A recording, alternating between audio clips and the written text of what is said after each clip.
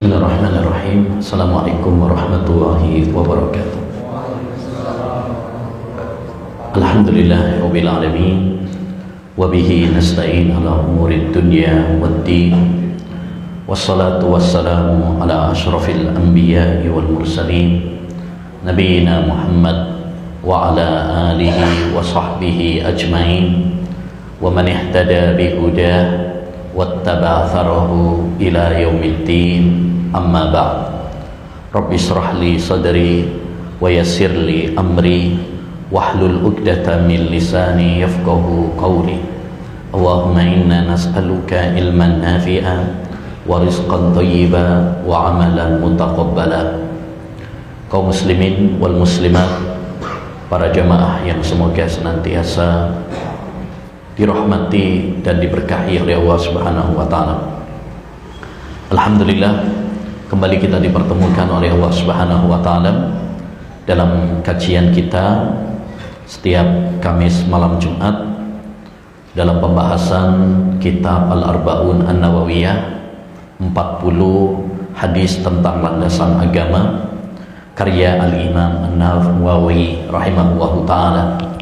Beliau adalah salah seorang ulama madhab Syafi'i rahimahullahu taala, dan bukunya sangat berfaedah, berbarokah, dipelajari, dihafal oleh kaum muslimin, terutama para penuntut ilmu sejak dulu hingga sekarang.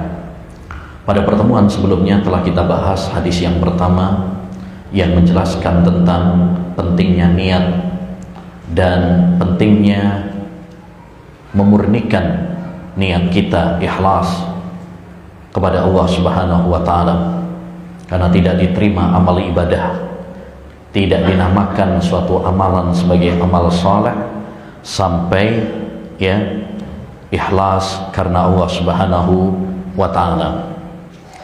Insyaallah taala pada kesempatan ini kita lanjutkan pada pembahasan hadis yang kedua. Bismillahirrahmanirrahim. Al-hadisus tsani, hadis yang kedua. An Umar radhiyallahu anhu aidan qala, dari sahabat Umar, semoga Allah meridhoinya juga. Umar yakni Umar bin Khattab, khalifah kedua, salah seorang sahabat Nabi SAW yang mulia. Beliau termasuk 10 sahabat yang dijamin masuk surga. Umar bin Khattab radhiyallahu an, salah seorang sahabat yang sering disebutkan di dalam hadis bersama Nabi dan Abu Bakar. Sering Rasulullah SAW pergi bersama Abu Bakar dan Umar. Rasulullah SAW musyawarah bersama Abu Bakar dan Umar. Rasulullah SAW pernah naik gunung Uhud bersama Abu Bakar dan Umar. Begitu seterusnya. Makanya Allah Subhanahu wa taala pun menjadikan mereka, Nabi, Abu Bakar, Umar, selalu bersama. Bahkan ketika meninggal dunia, kuburannya disandingkan. Sampai sekarang kalau kita ke Madinah, mengucapkan salam kepada Rasulullah SAW, di sampingnya adalah kuburan Abu Bakar dan kuburan Umar bin Khattab radhiyallahu anhu. Oleh karenanya, kewajiban bagi kita adalah mencintai para sahabat, mendoakan kebaikan untuk para sahabat, karena mereka adalah pembela-pembela Islam. Mereka adalah pembela-pembela Rasulullah SAW. Dengan perantara mereka sampailah Islam kepada kita. Andai bukan karena para sahabat, kita nggak mengenal Islam, nggak mengenal Quran, nggak mengenal hadis-hadis Nabi SAW. Maka mencintai para sahabat adalah kewajiban. Membenci mereka adalah kemunafikan. Sebagaimana kata Nabi SAW, hubbul ansari iman wa bughdhuhum nifaq. Mencintai para sahabat Ansar adalah keimanan, dan membenci mereka adalah kemunafikan. Jangan sampai kita termasuk orang-orang yang benci kepada para sahabat, mengkafirkan para sahabat, melaknat para sahabat. Ini ada sebagian kelompok punya pemikiran seperti itu, kebencian kepada para sahabat. Na'udzubillah min dzalik. Nabi bersabda, man sabba ashabi fa alaihi la'natullah wal malaikah wan nasi ajmain. Siapa yang mencela para sahabat-sahabatku, maka dia akan dilaknat oleh Allah, dilaknat oleh para malaikat, dilaknat oleh semua manusia. Maka kita harus waspada dari pemikiran-pemikiran yang menghina para sahabat, mencela para sahabat, karena itu bukan bagian dari Islam. Islam mengajarkan kepada kita cinta kepada para sahabat, karena mereka adalah wali-wali Allah. Mereka adalah orang-orang yang diridhoi oleh Allah Subhanahu wa taala. Allah berfirman, radhiyallahu anhum wa radu'an. Allah ridho kepada mereka dan mereka pun ridho kepada Allah Subhanahu wa taala. Makanya kita dianjurkan setiap kali disebut nama sahabat untuk mendoakan. Radhiyallahu anhu. An Umar bin Khattab radhiyallahu anhu. An Anas bin Malik radhiyallahu an Aisyah radhiyallahu anha, begitu seterusnya. Dan ini perlu kita tanamkan pada diri kita. Kita tanamkan kepada anak-anak kita, keluarga kita, cinta kepada para sahabat. Kata Imam Malik, gurunya Imam Syafi'i rahimahullahu taala, kana salafu yu'allimuna auladahum hubba Abi Bakr wa Umar kama yu'allimunahum surat al-Fatihah. Adalah para salaf, para pendahulu kita, mereka mengajarkan kepada anak-anak mereka agar cinta kepada Abu Bakar dan Umar, ya, sebagaimana mereka mengajari anak-anak mereka surat Al-Fatihah. Jadi ajarkan kepada anak-anak kita, ya, bacakan kepada mereka sirah para sahabat, ya, para nabi, supaya keluarga kita, anak-anak kita punya idola yang benar. Jangan sampai salah idola anak-anak kita, ya, karena banyak anak-anak salah idola. Idolanya penyanyi, idolanya pemain bola, idolanya, ya, pemain film, ya, dia hafal YouTuber, dia hafal TikToker, tapi nggak hafal tentang Nabi dan para sahabat Nabi Sallallahu Alaihi Wasallam. Ya, almar'u ma'a man ahabba. Orang itu akan dikumpulkan bersama idolanya. Jadi jangan salah idola. Nanti kalau kita salah idola, kelak kita akan dikumpulkan di akhirat bersama idola kita. Baik. Qala bainama nahnu inda Rasulillah sallallahu alaihi wasallam dzata yaumin. Suatu saat, ya, kami duduk-duduk bersama Rasulullah sallallahu alaihi wasallam. Ini menunjukkan bahwa Rasulullah juga kadang duduk-duduk, ya. Jadi boleh orang itu duduk-duduk dengan temannya, ngobrol dengan mereka. Yang penting duduk-duduknya, ngobrolnya yang bermanfaat. Bukan duduk-duduk atau ngobrol yang dosa, ghibah, ya, namimah, mencela, memfitnah. Jangan. Kita duduk, boleh kita duduk-duduk ngobrol, yang penting bermanfaat, ya, yang penting bermanfaat. Syukur-syukur kalau kita berkumpul untuk meningkatkan iman. Dahulu sahabat Mu'ad bin Jabal, kalau beliau ketemu dengan sahabat-sahabat Nabi yang lain, beliau mengatakan, ta'alau bina najlis nu'min sa'ata. Ayo kita duduk-duduk untuk menambah iman. Jadi penting duduk-duduk dengan, terutama kalau kita duduknya dengan teman-teman yang soleh, penting. Makanya kajian-kajian seperti ini penting, karena dengan kita hadir dalam kajian seperti ini, kita bisa bertemu dengan teman-teman kita yang bisa meningkatkan keimanan kita, bisa meningkatkan semangat kita. Penting, ya. Jadi Nabi SAW bukan orang yang antisosial, ngumpet aja di rumah, enggak. Bergaul dengan masyarakat, bergaul dengan tetangga, bergaul dengan teman, penting. Yang penting adalah kita bergaul dengan mereka dengan baik, dan pergaulan kita menambah iman, menambah manfaat, ya, bukan untuk dosa dan maksiat. Ketika kami duduk-duduk dengan Rasulullah SAW, ittala alaina rajulun syadidu bayadhis siyab. Muncullah kepada kami, datanglah kepada kami seorang laki-laki. Gak disebutkan namanya, ya, tapi nanti di akhir akan kita ketahui bahwa dia adalah malaikat Jibril yang sedang menjelma sebagai manusia. Jadi malaikat bisa menjelma dengan izin Allah Subhanahu wa taala. Ya, bisa menjelma dengan izin dari Allah Subhanahu wa taala, menjelma manusia. Karena Allah Subhanahu wa taala yang berkehendak. Ya, seperti dahulu ketika mereka datang kepada Nabi Ibrahim, ketika mereka datang kepada Lut, ketika mereka datang kepada Maryam, itu menjelma sebagai manusia. Jadi bisa malaikat itu menjelma kepada sebagai manusia, tentunya dengan izin Allah Subhanahu wa taala. Ada seorang laki-laki syadidu bayadhis siyab, putih sekali pakaiannya, bajunya. Syadidu sawadis sa'r, ya, hitam sekali rambutnya.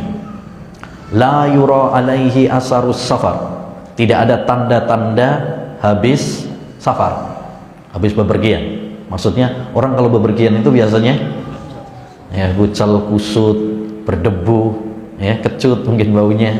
Ini nggak ada tanda-tanda gitu, nggak ada tanda-tanda. Wala ya'rifuhu minna ahad, dan tidak ada seorang pun di antara kami yang mengenalnya. Jadi para sahabat itu saling mengenal, tapi ini orang asing, nggak ada di antara kami yang mengenalnya. Hatta jalasa ila nabiyyi sallallahu alaihi wasallam, sehingga dia pun duduk kepada Nabi sallallahu alaihi wasallam, yakni mendekat kepada Nabi. Fa asnada rukbatayhi ila rukbatayhi, dia tempelkan lututnya ke lutut Nabi. Wa wada'a kaffaihi ala fakhidayhi, dia meletakkan telapak tangannya di atas paha Nabi sallallahu alaihi wasallam. Di sini, ya, jadi hadis ini hadis yang sangat penting sekali, sampai dijuluki oleh para ulama dengan Ummus Sunnah. Hadis ini dijuluki oleh para ulama dengan Ummus Sunnah. Artinya apa Ummus Sunnah? Induknya hadis, pokoknya hadis. Kalau Al-Quran ada surat Al-Fatihah itu dijuluki dengan Ummul Quran, induknya Al-Quran, itu surat Al-Fatihah. Seakan-akan kalau kita pengen tahu Al-Quran isinya secara ringkas, itu diwakili dalam surat Al-Fatihah. Begitu juga kalau kita pengen tahu hadis-hadis Nabi, isi kandungannya, ya, secara ringkas, terwakili di dalam hadis ini. Makanya memahami hadis ini, ya, sangat penting sekali. Dalam hadis ini datang Jibril dengan menjelma sebagai manusia. Dia bertanya kepada Rasulullah SAW dan mengajarkan kepada kita semuanya bagaimana seharusnya adab akhlak ketika seorang itu ngaji ilmu agama. Satu, tadi dia berpakaian dengan pakaian yang rapi, pakaiannya putih, karena putih itu lambang kebersihan. Makanya dalam doa iftitah, Allahumma naqqini min khataayaya kama yunaqqas saubul abyadu minad danas. Ya Allah, bersihkan aku dari dosa sebagaimana kain putih dibersihkan dari kotoran. Karena orang kalau biasanya pakai baju putih, kena kotor dikit langsung kelihatan. Makanya pengalaman, ya, kalau kita pakai baju putih biasanya nggak tahan lama, 1 hari 2 hari kayaknya sudah harus ganti pakaian. Tapi kalau bajunya hitam, biru, warna-warna gelap, seminggu kayaknya nggak ganti nggak kelihatan, ya. Jadi putih itu lambang kebersihan. Intinya adalah salah satu adab ketika kita ngaji ilmu agama adalah hendaknya menjaga kebersihan, kebersihan pakaian kita, kebersihan badan kita. Karena Islam itu adalah agama yang menganjurkan kepada kita kebersihan. Dan kebersihan ada 2. Kebersihan batin, yaitu kita membersihkan hati kita dari kotoran-kotoran, dari kotoran ria, dari kotoran dengki, dari kotoran sombong, dari kotoran syirik. Kita bersihkan. Ya. Yang kedua adalah kebersihan zahir, kebersihan badan, kebersihan pakaian, kebersihan lingkungan. Ini harus kita perhatikan dua-duanya. Yang kedua juga syadidus sawadis sa'ar, rambutnya hitam, rapi. Ini juga adab. Kalau kita hadir dalam majelis ilmu, perhatikan penampilan kita, rambut kita. Nabi SAW pernah bersabda, "Man kana lahu sya'run falyukrimhu." Siapa yang memiliki rambut, maka hendaknya dia memuliakannya. Maksudnya memuliakan rambut bagaimana? Ya disisir, dirawat, dirapikan. Jangan sampai punya rambut tapi nggak pernah disisir, acak-acakan gitu ya. Jangan. Ya. Jadi hendaknya bagi kita untuk menjaga penampilan kita, menjaga rambut kita juga, ya. Nah, dulu pernah Rasulullah melihat ada seorang sahabat, dia apa? Rambutnya acak-acakan, nggak pernah disisir, nggak pernah dibersihin. Maka Nabi SAW menegurnya. Apa dia nggak punya istri yang bisa merawatnya? Nah, ini mungkin dia jomblo gitu ya. Makanya yang nggak kerawat ini segera nikah biar ada yang ngurusin gitu ya. Baik. La yura alaihi asarus safar. Tidak ada tanda-tanda bahwa dia safar. Ini juga artinya dia orang yang bersih. Dia orang yang bersih. Sampai kemudian dia duduk kepada Nabi SAW. Ini memberikan kepada kita faedah penting, yaitu hendaknya orang kalau ngaji itu adalah mendekat kepada ustaz, mendekat kepada ustaz, seperti Jibril mendekat kepada Rasulullah SAW. Ya, jadi salah satu adab ketika kita ngaji ilmu agama adalah mendekat kepada ustaz. Karena biasanya kalau kita lebih dekat kepada ustaz itu lebih serius, lebih fokus. Tapi kalau kita jauh, ya biasanya kurang fokus, kurang jelas, nanti khawatirnya malah salah paham dan rawan ngantuk biasanya. Ya, rawan ngantuk. Baik, ngelamun. Kadang kita ini ngaji, badannya di masjid, badannya di majelis ilmu, tapi pikirannya nggak fokus. Makanya dibutuhkan lebih fokus dalam menuntut ilmu itu. Inna fi dzalika la dzikra liman kana lahu qalbun aw alqas sam'a wa huwa syahid. Kata Allah Subhanahu wa taala tentang Al-Qur'an, Al-Qur'an itu adalah peringatan bagi siapa? Bagi orang yang memasang telinganya. Artinya dia dengarkan baik-baik. Aw alqas sam'a wa huwa syahid. Nah, fi dzalika la dzikra liman kana lahu qalbun, bagi yang memiliki hati, yaitu yang ikhlas. Dia betul-betul ngaji ilmu agama ini tujuannya ikhlas karena Allah, ingin beribadah dengan benar, ingin lebih baik. Kemudian dia pasang telinganya, dia perhatian. Yang ketiga, dia memahami dengan baik. Jadi butuh keikhlasan, butuh mendengarkan dengan baik, dan butuh fokus untuk memahami apa yang disampaikan. Baik. Kemudian setelah Jibril mendekat kepada Rasulullah SAW, bahkan sangat dekat sekali, sampai beliau menempelkan lututnya kepada lutut Nabi dan menaruh telapak tangannya di atas paha Nabi, saking dekat sekali. Wa qala ya Muhammad, wahai Muhammad. Karena ini belum diketahui bahwa dia adalah Jibril gitu ya, biar nggak kelihatan. Dia manggilnya ya Muhammad, bukan ya Rasulullah. Ya, padahal semestinya kita itu kalau manggil Rasulullah jangan nyebut nama, panggil ya Rasulullah. Sebagai bentuk adab, ya Nabi ya Allah, ya begitu. Tidak boleh memanggil dengan menyebut apa? Nama. Ya. Tetapi ini seakan-akan supaya tidak kelihatan bahwa dia adalah Jibril. Ini para sahabat belum kenal, belum tahu. Baru ketahuan nanti kalau sudah pulang, sudah pergi. Wahai Muhammad, akhbirni anil Islam. beritakanlah kepadaku tentang Islam itu apa. Faqala Rasulullah sallallahu alaihi wasallam, maka Rasulullah mengatakan, al-islamu an tashhada an la ilaha illallah wa anna muhammadar rasulullah. Islam adalah kamu bersaksi ya dengan penuh keyakinan dan di atas ilmu bahwasanya tidak ada sesembahan yang berhak diibadahi kecuali hanya Allah. Ini Tuhan satu-satunya yang berhak diibadahi, hanya Allah saja. Yang lainnya tidak ada yang berhak untuk kita ibadahi. Ya, iyyaka na'budu wa iyyaka nasta'in. Hanya kepada Engkau ya Allah kami beribadah, dan hanya kepada Engkau ya Allah kami minta pertolongan, bukan kepada yang lain, siapapun dia. Ini makna kalimat tauhid la ilaha illallah.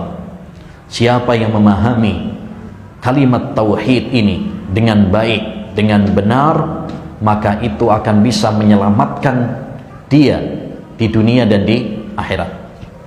Makanya tauhid adalah kunci keselamatan seorang hamba di dunia dan di akhirat.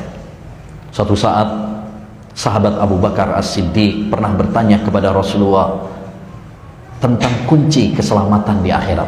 Masya Allah ya, Abu Bakar itu sudah dijamin masuk surga, tapi pengen selamat di akhirat. Begitu orang-orang yang saleh, orang-orang yang baik, walaupun mereka melakukan amal-amal yang baik, tapi merasa amalnya masih sedikit, dia tidak merasa aman, ya, tidak merasa aman. Nabi bersabda ketika ditanya tentang kunci keselamatan, man qabila minni al-kalimata allati alqaituha ala ammi fa'aba kanat lahu najah. Siapa yang menerima kalimat yang pernah aku tawarkan kepada paman saya, tapi sayang dia menolaknya, siapa yang menerimanya maka akan selamat di akhirat. Kalimat apa yang ditawarkan oleh Nabi kepada pamannya Abu Talib? La ilaha illallah.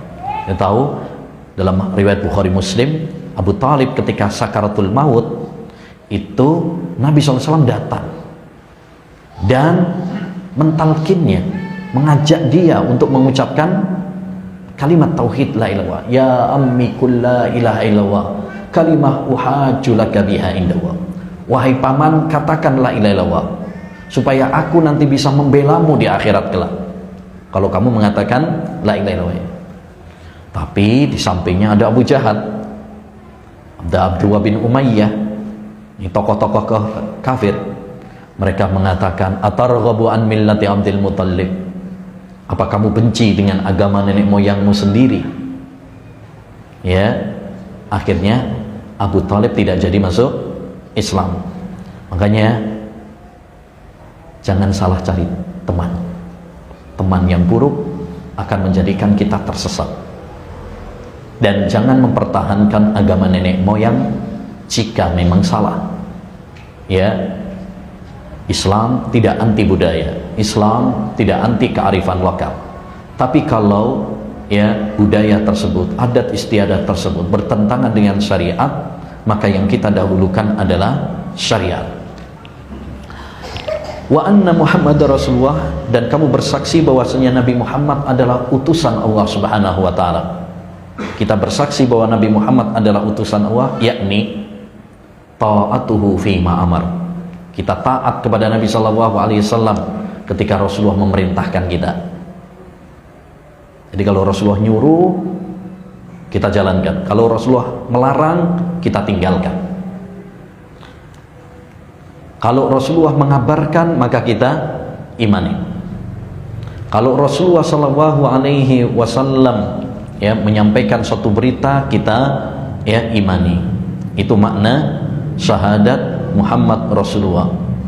Wa tuqimas shalah, kamu salat, wa tu'tiyaz zakah, kamu zakat, wa tasuma Ramadan, kamu puasa Ramadan, wa tahujjal baita in istata'ta ilaihi sabila, dan kamu haji jika mampu. Jadi ini tentang rukun Islam, yaitu ada berapa? 5. Syahadat la ilaha illallah wa anna muhammadar rasulullah, kemudian sholat, yakni sholat 5 waktu, kemudian zakat, ya, kemudian puasa, dan kemudian haji. Ada 5. Insyaallah nanti akan kita bahas juga di hadis yang ketiga. Qala sodaqta. Setelah dijawab sama Nabi, orang tadi mengatakan kamu benar. Fa'ajibna lahu yas'aluhu wa yusaddiquhu. Kami heran sama orang ini. Dia yang bertanya, tapi dia yang membenarkan. Biasanya orang kalau nanya itu karena nggak tahu. Setelah dikasih jawaban, manggut-manggut. Oh gitu. Ya, biasanya kan gitu. Tapi ini enggak. Engkau benar. Berarti dia sudah tahu sebelumnya. Dia sudah tahu. Dan memang Jibril sudah tahu apa itu Islam, apa itu iman, sudah tahu. Tapi dia bertanya, tujuannya adalah untuk, ya, memberitahu kepada umat, memberitahu kepada para sahabat. Makanya di sini diambil faedah oleh para ulama, bolehnya bertanya sesuatu yang dia sudah tahu dengan tujuan supaya yang lain juga tahu. Itu boleh.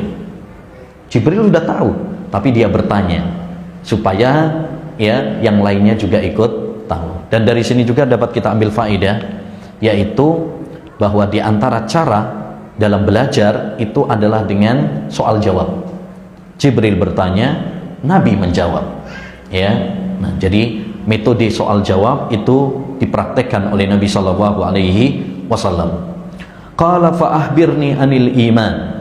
Sampaikan kepadaku tentang iman. Sekarang bertanya yang berikutnya. Qala an tu'mina billahi wa malaikatihi wa kutubihi wa rusulihi wal yaumil akhiri wa tu'mina bil qadari khairihi wa syarrihi. Iman adalah kamu beriman kepada Allah, yakni beriman tentang wujudnya, Allah itu ada. Kemudian mengimani rububiyahnya, yakni Allah satu-satunya yang menciptakan, yang merajai, yang mengatur alam semesta, ya, yang memberi rizki. Kita mengimani juga tentang uluhiyahnya, yakni hanya Allah satu-satunya yang berhak untuk diibadahi, ya, itu kita imani. Kemudian wa malaikatihi, kamu beriman kepada malaikat-malaikatnya, yakni para malaikat kita mengimani mereka adalah makhluk-makhluk yang tidak pernah maksiat kepada Allah, diciptakan dari cahaya, ya, dan mereka memiliki tugas-tugas dan memiliki nama-nama. Ada yang kita ketahui, ada yang tidak.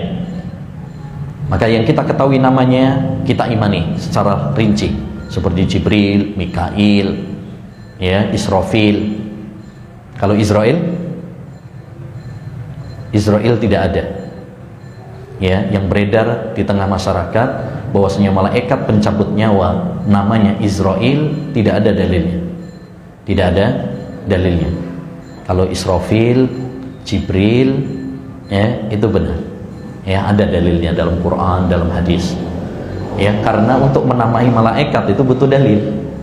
Kalau nggak ada dalilnya, ya jangan, ya. Begitu juga warusulihi, kamu beriman kepada kitab-kitabnya, wa kutubihi, ya, termasuk Taurat, Injil, Zabur, Al-Quran. Warusulihi, dan rasul-rasulnya kita imani. Dan rasul-rasul itu ada yang disebutkan namanya, ada yang tidak. Yang disebutkan namanya seperti Musa, Isa, Ibrahim, Nabi Muhammad. Taib. Wal yaumil akhir, kamu beriman kepada hari akhir. Kita wajib mengimani hari akhir, tentang kiamat, tentang azab kubur, tentang timbangan, jembatan, melihat Allah Subhanahu wa taala, ada surga, ada neraka, ada hisab, ada hari kebangkitan. Semua itu harus kita iman. Siapa yang tidak percaya dengan hari akhir, maka berarti dia bukan dari golongan Islam, ya. Za'amal ladzina kafaru alla yub'atsu. Orang-orang kafir menyangka bahwa mereka tidak dibangkitkan. Berarti yang menganggap dan meyakini tidak ada hari kebangkitan adalah orang-orang kafir, ya. Taib, wa tu'mina bil qadari khairihi wa syarrihi. Kamu beriman kepada takdir yang baik maupun yang buruk.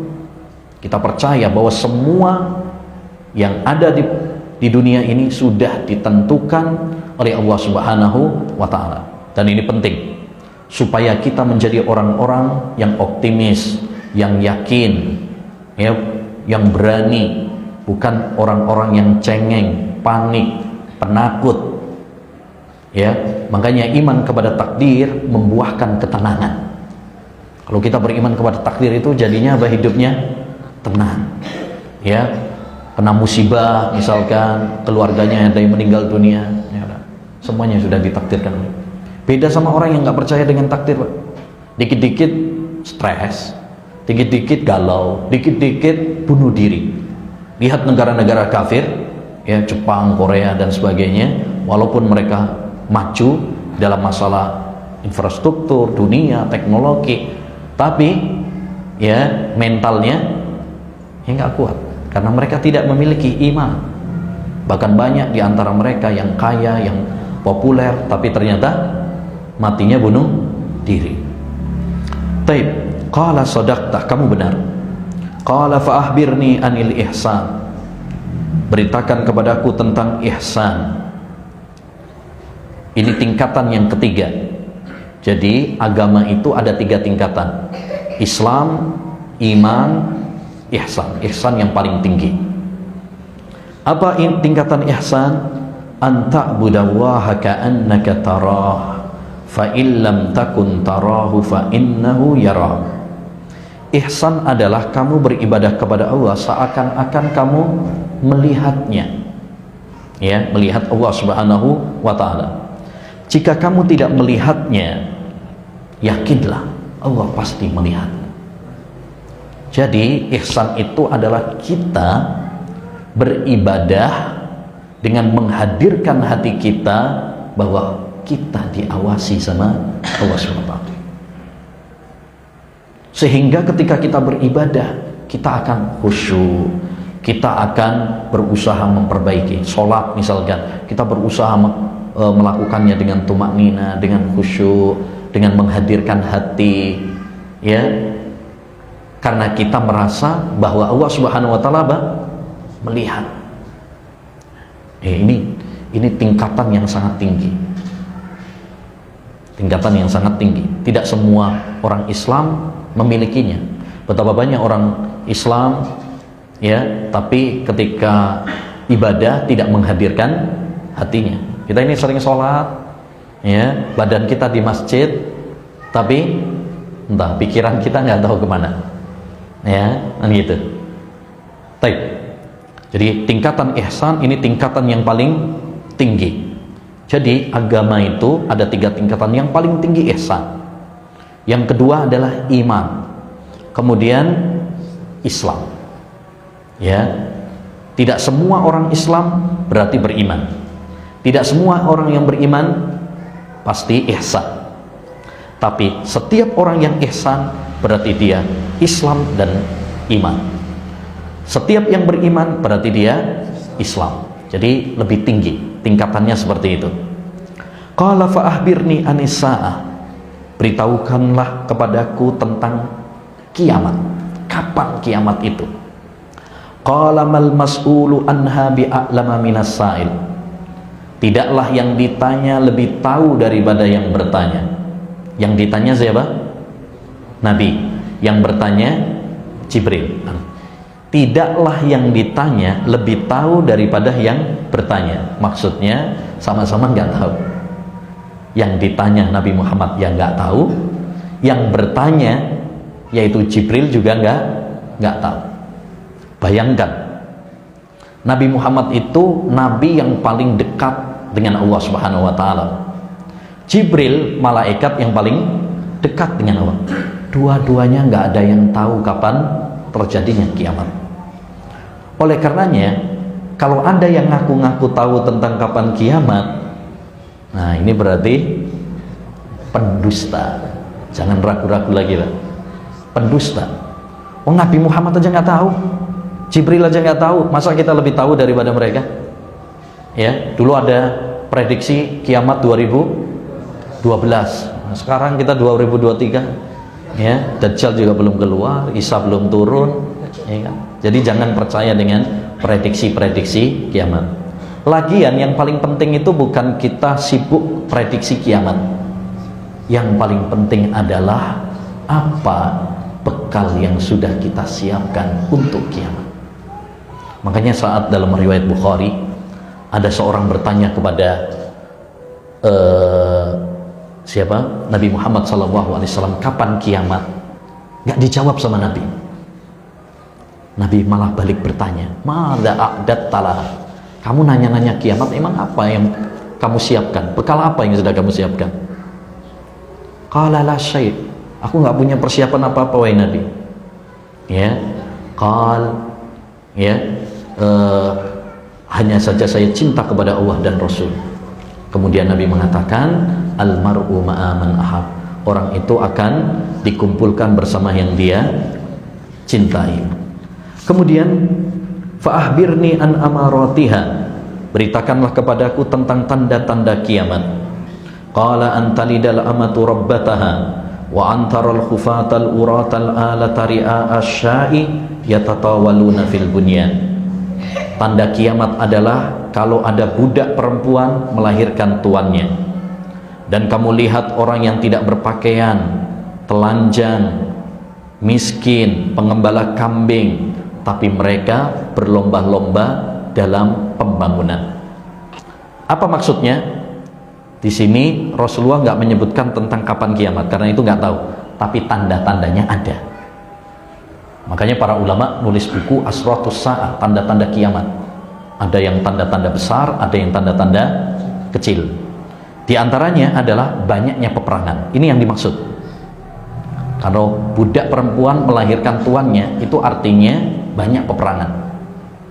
Yang kedua, banyak orang cinta kepada dunia, sehingga ada orang miskin tadi pengembala kambing, tapi dia berlomba-lomba bangun rumah.